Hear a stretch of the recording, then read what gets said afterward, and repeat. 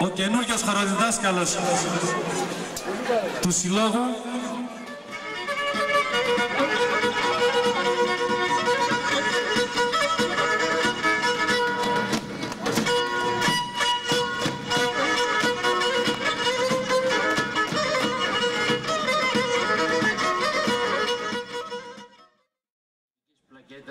μου έχουν κάνει κατά καιρούς και άλλοι σύλλογοι και άλλοι φορείς.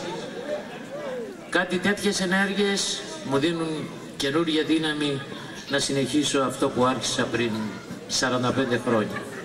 Και να είστε σίγουροι, ώσπου να ζω θα υπηρετώ σωστά την παράδοση και νομίζω πως ώσπου να πεθάνω θα αντέξω.